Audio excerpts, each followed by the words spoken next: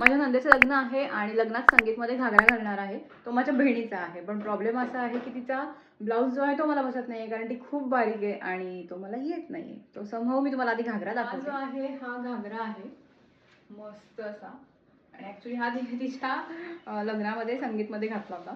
So मी हा घागरा wear करणार आहे, पण प्रॉब्लेम असा झालेला आहे की त्याच्यावर घालायला ब्लाऊज नाही. सो आधीचा तुम्ही जर माझा व्हिडिओ बघितला असेल, मी ड्रेस शिवलेला आहे हळदीचा, तर तो थोडासा शिवून थोडा कॉन्फिडन्स आला आहे. सो मी त्याच्यावरूनच ब्लाऊजही शिवणार आहे. आणि ब्लाऊज शिवायला जे आहे कापड ते हे माझ्याकडे मी पलाझो होता माझा आणि त्याची हाईट खूप होती, सो मी त्याला खालून असं कट केला होता. सेम कापड आहे दोन्ही, एक पायाचं एक एका पायाचं.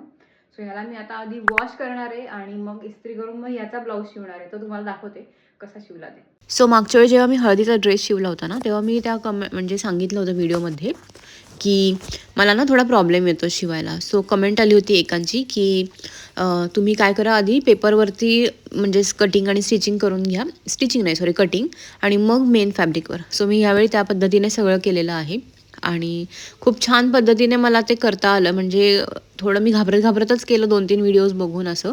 तर हा जो ब्लाऊज शिवला होता मी, हा प्रिन्सेस कट शिवलेला होता. ॲक्च्युली ना मी आधी 2 वर्षापूर्वी पण एक ब्लाऊज शिवला होता, पण मला ह्यावेळी आहे ना बिलकुल कॉन्फिडन्सच येत नव्हता आणि मी माझं काही स्टिचिंग आणि ह्याचं काही झालेलं नाही. मी असंच बघून शिवते, तर तो व्हिडिओ पण मला आठवत नव्हता. सो हा माझा ब्लाऊज रेडी झालेला आहे आणि हा माझा फायनल लुक आहे, तुम्ही बघू शकता. सो कसा वाटला व्हिडिओ सांगायला विसरू नका. बाय.